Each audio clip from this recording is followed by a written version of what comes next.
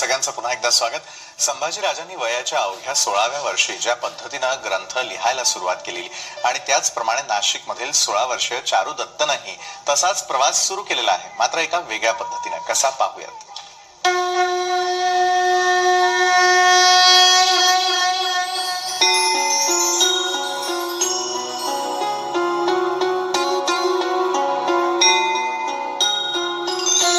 एक घर जिथे अभंग राहतात, एक घर जिथे वेद सर्वत्र दिसतात, एक घर जिथे ज्ञानोबा तुकोबांच्या ओव्या राहतात, एक घर जिथे अभंगांच्या भिंती आहेत, एक घर जिथे ओव्यांचं छत आहे. चला एका अशा घरात. महाराष्ट्राला संतांची मोठी परंपरा लाभलेली आहे आणि या संतांचे अनुयायी, त्यांचा भक्तगण देखील तेवढाच मोठा आहे. मात्र नाशिकमध्ये आज आपण अशा एका भक्ताला भेटणार आहोत की ज्याचं संपूर्ण कार्य आणि ज्याची दिनचर्या ही अत्यंत आश्चर्यकारक आणि चमत्कारिक आहे.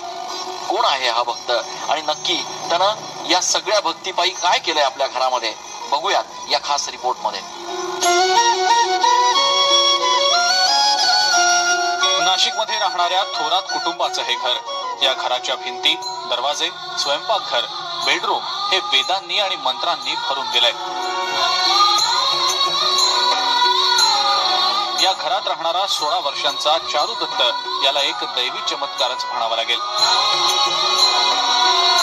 वयाच्या 10व्या वर्षांपासून तो फक्त लिहितो आणि लिहितोच आहे. असंख्य अवघड आणि सर्वसामान्यांच्या समजण्या पलीकडचे श्लोक, संतांची वचनं, ओव्या, अभंग, धर्मग्रंथ.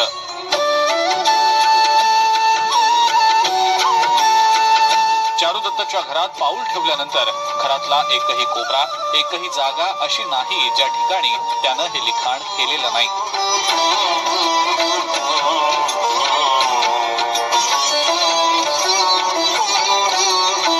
नाशिकमध्ये राहणाऱ्या आणि इयत्ता 10वी इतक्यात पास झालेल्या चारुदत्त थोरात याच्या घरात आपण प्रवेश केल्यानंतर जो काही नजारा आणि जे काही दृश्य आपल्याला बघायला मिळतं ते निव्वळ चमत्कारिक असंच म्हणावं लागेल.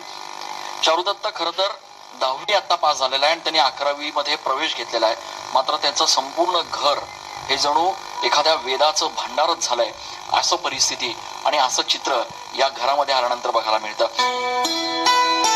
घरांच्या भिंतीवर, पंख्यावर, घड्याळावर, स्वयंपाकघरातल्या ओट्यावर, भांड्यांवर, कपाटावर, खिडक्यांवर जिथे जिथे म्हणून जागा दिसेल तिथे 16 वर्षांच्या या चारू दत्तनं मोठ्या साधू महंतांना देखील जमणार नाही असे ज्ञानेश्वरीतले पाठ लिहून ठेवले आहेत.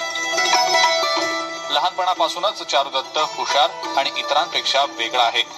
मित्र होते, मात्र त्याचं मन हे वेगळीकडेच होतं. त्याला लहानपणापासूनच अभंग, कीर्तन, देवासंतांच्या गोष्टी ऐकायला आवडत असत. मात्र जसा चारुदत्त मोठा होत होता तसतसा त्याच्यातल्या प्रगल्भतेचा अनुभव घरच्या लोकांना येत गेला. ज्या वयात मुलं कॉलेजच्या कट्ट्यावर बसून मजा करत असतात त्याच वयात चारुदत्त वेगवेगळ्या विषयांवरचे धर्मग्रंथ लिहितो आहे.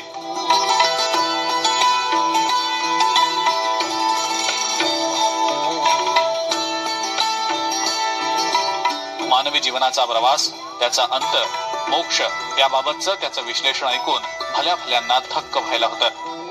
एवढ्या लहान वयात त्याला हे अगाध ज्ञान कसं प्राप्त झालं याचं कोडं न सुटणार असल्याचं त्याचे आई वडील देखील सांगतात.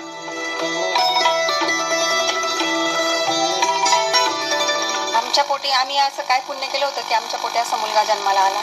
आम्ही तर त्याला अगदी म्हणजे त्याची सेवा नाही तर ही साक्षात विष्णूची, देवाची सेवा आहे. त्याचं अगदी म्हणजे खाण्यापासून तर अगदी छोट्या छोट्या गोष्टी सुद्धा म्हणजे एका कृष्णाच्या जशा खोळी होत्या तशा त्या, जसं यशोदा मैयाला कृष्णाची जसं म्हणजे अनुभव आलेला आहे तसा मला येतो. चारू दत्ताचं लिखाण हे गेल्या 2 ते 3 वर्षापासून या ठिकाणी घरात चालू आहे. त्याचा अभ्यास पाहता हे संतांप्रमाणे त्याचं हे लिखाण झाले. त्याचं कोणत्याही प्रकारचा ग्रंथ न वाचता आणि कोणत्या प्रकारचा संस्कृत या विषयाचा अभ्यास नसताना त्याने जे लिखाण केलेलं आहे ते वेदांमध्ये, ब्रह्मवेद, जीवनवेद या प्रकारच्या वेदांमध्ये त्याचं लिखाण होत आहे आणि सातत्याने चालू आहे. चारू दत्तच्या आई वडिलांचे अनुभव थक्क करून टाकणारे आहेत. एकदा समाधी अवस्थेत लिहिण्यासाठी बसलेला चारुदत्त तब्बल 12 ते 15 तास सलग लिहितच असतो. अनेकदा मध्यरात्री बंगाली, कन्नड तसंच इतर भाषांमध्ये अस्खलित संतांच्या ओव्याही म्हणतो. अनेकदा तर मध्यरात्री उठून लिखाणही करतो. विशेष म्हणजे एवढं सारं लेखन करून देखील चारुदत्तला 10वीत 80% मार्क्स मिळाले आहेत.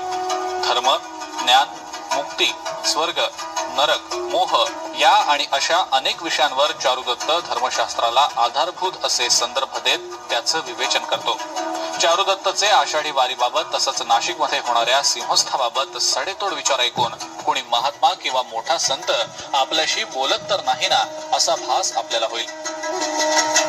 लोकांनी लोकांसाठी करा अशी एक भूमिका आहे आणि योग्य काळी हे सर्वत्र प्रस्थापित होईल.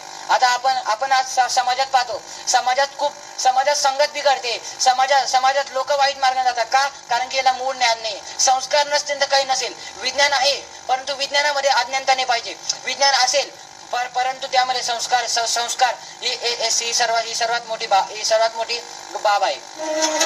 गेल्या काही दिवसांपासून चारुदत्तची ही प्रगल्भता पाहून घरचेच नाही तर परिसरातले लोकही थक्क झालेत. चारुदत्तच्या या वर्तनाबाबत वेदशास्त्राच्या अभ्यासकांना हे एक वेगळंच रसायन असल्याचं वाटतंय. नाशिकचे प्रसिद्ध वेदाभ्यासक आणि धर्माला शास्त्राची जोड देण्यात ख्याती असलेले विश्वासराव साक्रीकर यांनी या सगळ्याचं विश्लेषण केलंय. हे जो तो मुलगा लिहितो आहे हे मनाने लिहित नाहीये, हा कॉन्शियस कॉस्मिकने लिहितो आहे. कारण तो जे अभंग लिहितो, जे काय त्याला सुचतं, ब्रह्मांडाच्या विविध यंत्र लिहितो, आकृत्या काढतो, हे सगळंच्या सगळं कॉस्मिक कॉन्शियसशी संबंधित असलेली गोष्ट आहे. आणि कॉस्मिक कॉन्शियस जो आहे हा प्रकाशाच्या वेगाने कुठेही जाऊ शकतो असं आपण म्हणू शकू. मन जर जाऊ शकतं तर कॉन्शियस, सबकॉन्शियस आणि कॉस्मिक कॉन्शियस अतिवेगाने कुठेही जाऊ शकतो. अवघ्या 16 वर्षांच्या चारुदत्त थोरातनं आतापर्यंत लोकांना चकित करणारे ग्रंथ लिहून काढले आहेत. बरं, त्याचा लिहिण्याचा वेग बघून तो विचार कधी करतो, पाठांतर कधी करतो आणि लिहितो कधी असा विचार पाहणाऱ्यालाही पडावा. चारुदत्तनं आतापर्यंत सकलामृत ग्रंथ, सुमनामृत ग्रंथ, अशोकामृत ग्रंथ, जीवनवेद ग्रंथ, व्यथा ग्रंथ, चिंतन ग्रंथ, ब्रह्मवेद ग्रंथ, दत्तात्रय ग्रंथ आदी ग्रंथ लिहून काढले आहेत. तर सद्गुरु चक्र, शतसुख चक्र, अज्ञानम चक्र, तुलाश्रम चक्र, कर्मयोग चक्र अशा चक्रांची निर्मिती केली आहे. त्यामुळे चारुदत्तच्या या सगळ्या गोष्टींना चमत्कार म्हणावा का असा प्रश्न पडल्याशिवाय राहत नाही.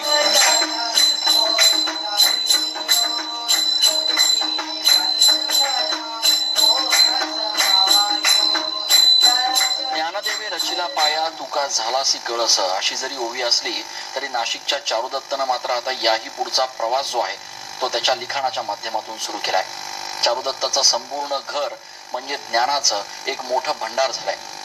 या क्षेत्रातल्या तज्ज्ञांनी आता या सगळ्या गोष्टींचा नीट अभ्यास करून समाजाला याच्यामधनं काय बोध देता येईल त्याबाबत प्रयत्न करण्याची गरज आहे.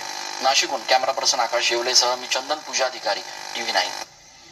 तर आमचा स्पेशल रिपोर्ट पाहिल्यानंतर आपल्याही लक्षात आलेलं असेल की चारू आकाशा एवढा हा या आम्ही कार्यक्रमाला नाव देण्यामागचं खरं कारण काय, त्याच्याशी देखील बातचीत करणार आहोत. त्याचबरोबर मुकुंद जे आपल्या बरोबर देखील बातचीत करणार आहोत एका छोट्याशा ब्रेक नंतर.